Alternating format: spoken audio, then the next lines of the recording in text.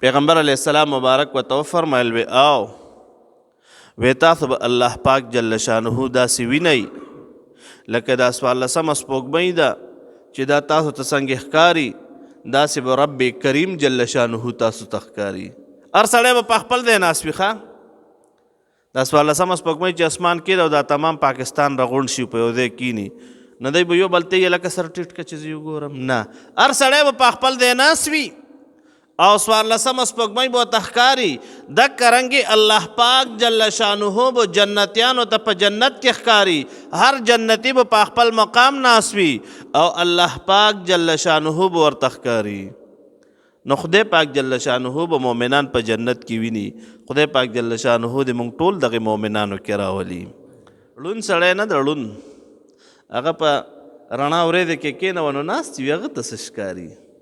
هغه ته هماغه تیاروي ښه هغه چې پنور باندې ناست وي پنور نو دا ګورې په دې ارمان وي چې یاره دا د انور رنګ به څنګه وي یاره دا د سپوږمۍ رنګ به څنګه وي یاره دا د مالټې رنګ به څنګه وي هغه ګورې په دې ارمان ده ښه قسم د چاله چې خدای پاک جل شانه سترګې ورکړي دي الحمدلله پې وایي. یو مشهور نعت خوان ده حافظ بشیر ارمانی صاحب هغه فرمایل وی زه مدینې منورې ته لاړ یم وی د زړه په سترګو مې لیدلي ده خو په سترګو مې نه ده لیدلي د ظاهري سترګو باندې مې وی نه ده لیدلي وی قدمونه مې پکې ایښي دي مدینه منوره کې خو وی لیکن په سترګو خو راته نه ښکاري د هغه ړوند د غریبه هغه په سترګو باندې معذوره ده خو په سترګو خو مو نه لیده که نه چې مدینه منوره څنګه ده وی قدمونه مې پکې ایښي دي هغه په دې حالت کې هم خدای پاک جل شانه بوتلی ده. د الله پاک جل شانه مبارک ذات ستاسو سترګې د هغه احاطه نشي کولی یعنی مخلوق په سترګو کې دا قدرت نشته چې الله پاک جل شانه په دنیا کې د هغې احاطه وکړي. وهو يدرك الابصار او خدای پاک جل شانه دا قدرت ته چې هغه د تمام مخلوق احاطه وکړي. علماء کرام فرمایي د دې څه مطلب ده یعنی یو د یو څیز لیدل دي او یو د یو څیز احاطه کول دي. انسان ګورې الله پاک جل شانه په آخرت کې ویني یو ډله ده دنیا کې اوس هغې ته معتدله یی او دا د اسلام نه خارجه ډله ده هغوی په هغه څه باندې عمل کوي چې کم د عقل مطابق وي چې کم د عقل نه خلاف وي نو هغوی وایي دا نشته. معتدله داسې ډله ده هغوی وایي د اعمالو طول نشته ولې عمل خو اذا وجدت فتلاشا وای عمل اوشو بس ختم لکه مونږ دا مونځ وڅکو که نه نو کم د اوس مونځ شته وی بس ختم شو هغوی وایي او مونږ وایو نه خدای پاک جل شانه دا قدرت لري چې دا مونځ زمونږ اوتلي او مونږ ته د نیکو په تله کې واچوي. نو هغوی وایي د الله پاک جل شانه دیدار علیاذ بالله وایي نشته او هغوی د دې منکر دي او ترجمه څه وایي دلیل څه وایي وایي لا تدرکه الابصار وایي د الله پاک جل شانه ذات عالی هغه سترګې چې کم د نشي لیدلی معنی دا کوي او حالان کې ګوره قرآن شریف کې صراحت سره راغلی دي چې الله پاک جل شانه به بندگان ویني د قیامت په ورځ باندې خوب کې ګوره دنیا کې هم پاکانو خلقو لیدلی ده. حضرت امام ابو حنیفه رحمه الله خدای پاک جل شانه په خوب کې سلزلی لیدلی ده او وی فرمایل وته دا خدای پاک جل شانه نه تپوس کو چې خدای پاک ته انسان په څه باندې بخي. علامه شامی رحمه الله دا وینا ذکر کړی ده ما ته هغه الفاظ اوس پوره یاد نه دي عربی کې یو صورت یاد دي ودا وی سبحان الابدی الابد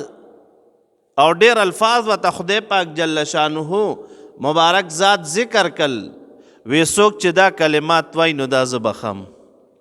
هغې کې لومبي الفاظ دا دي سبحان الابدی الابد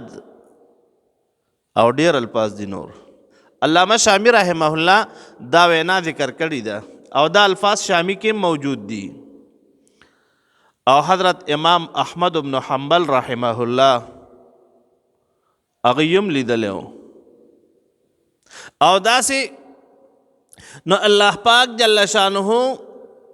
آخرت کې به خلق ویني قرآن کریم کې الله پاک جل شانه فرمایي وجوه یومئذ ناظره الى ربها ناظره بعض مخونه بو د قیامت پر ورځ باندې تر و تازه وي او د الله پاک جل شانه ذات عالی طرف ته کتونکي وي یو ځل نبی کریم صلی الله علیه وسلم مبارک نه جناب صحابه کرام رضوان الله تعالی علیهم اجمعین تپوسو کو چې سیب مونږ به خدای پاک جل شانه وینو کو نه او څنګه به وینو دا ګوره په احادیث متواتره سره ثابت ده نبی کریم صلی الله علیه وسلم مبارک وتو فرمایل وی تاسو چې کله د څوارلسمې سپوږمۍ وي د میاشتې څوارلسم چې وي او بیخي دا شپه پاکه وي او څه دون وغیره نه وي باران نه وي ورځ نه وي اسمان کې نو تاسو دا سپوږمۍ وینئ کو نه وی او صاحب هر سړی چې په خپل ځای باندې ناست وي سپوږمۍ ته ګوري او ښه ښایسته ورته ښکاري نبی کریم صلی الله علیه وسلم مبارک ورته وفرمیل وی ښه داسې به الله پاک جل شانه جنتیان ویني وکذلک سترون ربکم دکرنګې به تاسو الله پاک جل شانه وینئ نو لہذا دا الله پاک جل شانه دیدار دا ګوره دا به قیامت کې کیږي انشاءالله او خدای پاک جل شانه دې موږ ټولو ته نصیب کی رونو دی جنت کې د ټولو نه اعلی نعمت هغه د الله پاک جل شانه دیدار ده او د نبی کریم صلی الله علیه وسلم مبارک ورسره جوار ده چې خدای پاک جل شانه درته دیدار درکي او هغې پسې د پیغمبر علیه السلام مبارک در سره جوار وي هغه سره د ملګرتیا وي هغوی سره د ګاونډ وي قسم د دې نه لوی نعمت څه کیدی شي چا کې چې عشق وي که نه قسم نه کو هغه ته بیا حورانې څه ښکاري هغه ته بیا نعمتونه څه ښکاري خو چا کې چې عشق وي نو لہذا الله پاک جل شانه بو پیغمبر علیہ السلام مبارک کو فرمایل تاسو به وینئ په آخرت کې او په دې باندې احادیث مبارکه ده د دې دلایل موجود دي په دې باندې د امت اجماع موجوده ده او اتفاق ده پې چې الله پاک جل شانه به مونږ آخرت کې وینو خو لیکن الله پاک جل شانه زمونږ دا سترګې ګوره دنیا کې احاطه نشي کولی ښه مونږ کې دا قدرت نشته او هو اللطیف الخبیر او دا خدای پاک جل شانه بارک بین ذات تا خبردار ذات تا او خدای پاک جل شانه فرمای قد جاءکم بصائر من ربکم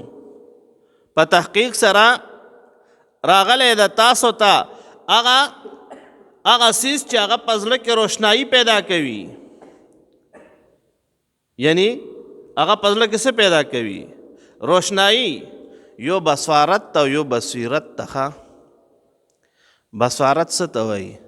په سترګو سره لیدل کو تاسو خیال کړی وي که نه پېښور کې دا کم چې د عینکو دوکانونه وي په هغې باندې لیکلی وي البصارت په دوکان باندې نوم لیکلی وي هغه بصارت معنا د سترګو لیدل او بصیرت معنا د زړه لیدل دا خلک وایي دا د زړه په دلیل سره ګرځي. موږ چې کم سړی اړون وي که نه او روان وي نو خلک وایي دا د زړه په دلیل سره ګرځي. نو یو د سترګو لیدل وي او یو د زړه لیدل وي. نو کم سړی ته الله پاک جل شانه فرمایي په تحقیق سره راغلی د تاسو ته بصائر من ربکم، هغه سیز چې هغه په زړه کې روشنایي پیدا کوونکی ده. یعنی هغه څه ده؟ ستاسو د الله د خپل رب جل شانه طرف ته چې ګورئ نو تاسو په زړه کې به روشنایي پیدا کیږي. او فمن ابصر، پس چا چې وکتل خو لیکن د زړه سترګې ورته کلاو کې او سترګې کلاو کې فلنفسه، بس دا داسې ده یعنی کم خوشحالي چې ملاویږي هغه به د نفس ته وي. بس دا به په خپل نفس سره دا ویني. او ومن عمی، او کم سړی چې ړوند شو ړوند فعلیها، یعنی به دا ړوندوالی صرف بس په ده باندې ده. معنا څه؟ چې کم سړی د الله پاک جل شانه دیدار وکړو نو یقینا چې د انسان نفس ته به څه میلاو شي؟ خوشحالي میلاو شي. او کم سړی چې هغه ړوند وي، ړوند سړی نه د ړوند، هغه په رڼا ورېځې کې کېنوه نو ناست وي، هغه ته څه ښکاري؟ هغه ته هماغه تیاروي. هغه چې پنور باندې ناست وي پنور، نو دا ګورې په دې ارمان وي چې یاره دا د انور رنګ به څنګه وي، یاره دا د سپوږمۍ رنګ به څنګه وي، یاره دا د مالټې رنګ به څنګه وي. هغه ګورې په دې ارمان ده. قسم د چاله چې خدای پاک جل شانه سترګې ورکړي دي الحمدلله پې وایي. یو مشهور نعت خوان ده حافظ بشیر ارمانی صاحب، هغه فرمایل وی زه مدینې منورې ته لاړ یم، وی د زړه په سترګو مې لیدلي ده خو په سترګو مې نه ده لیدلي، د ظاهري سترګو باندې مې وی نه ده لیدلي، وی قدمونه مې پکې ایښي دي مدینه منوره کې، خو وی لیکن په سترګو خو راته نه ښکاري، د هغه ړوند ده غریبه، هغه په سترګو باندې معذوره ده، خو په سترګو خو مو نه لیده که نه چې مدینه منوره څنګه ده. وی قدمونه مې پکې ایښي دي. هغه په دې حالت کې هم خدای پاک جل شانه بوتلی ده. نو لہذا کم سړی چې ړوند وي ما ته وي هغه ته بینا ورځ ایسه نه ښکاري، په هغه باندې توره تیاره وي. نو لہذا کم سړی چې د الله پاک جل شانه د توحید د منکر وي هغه ته عقلي دلیل پیش کا، هغه ته نقلي دلیل پیش کا، لیکن هغه په ضد باندې ولاړ وي، هغه به زه نه منم. مونږ خو الحمدلله ایمان ده که نه، نه بې د نه منله خو څه علاج نشته که نه. قسم د مونږ خلکو ته مسایل ذکر کو هغه بیا وایي چې یاره مونږ دا نه منو، نو نه منله خو علاج نشته. څوک چې ضدي وي عزت ګورئ چا سره علاج نشته. لہذا الله پاک جل شانه دی بندگانو ته مختلف قسم دلائل ذکر کل، کله ورته اسمان ذکر کی، کله ورته ځمکه ذکر کی، کله ورته سمندر ذکر کی، کله ورته میوجات ذکر کی، کله ورته زیتون ذکر کی. لیکن کم سړی چې نه مني نو هغه بس نه مني، هغه باندې بیا څه اثر نه کوي. ګورئ لیکن پیغمبر علیہ السلام مبارک ورته وفرمایل وی او وی تاسو به الله پاک جل شانه داسې وینئ لکه دا څوارلسمه سپوږمۍ ده چې دا تاسو ته څنګه ښکاري، داسې به رب کریم جل شانه تاسو ته ښکاري. هر سړی به په خپل ځای ناست وي. دا څوارلسمه سپوږمۍ چې اسمان کې ده او دا تمام پاکستان راغونډ شي په یو ځای کیني،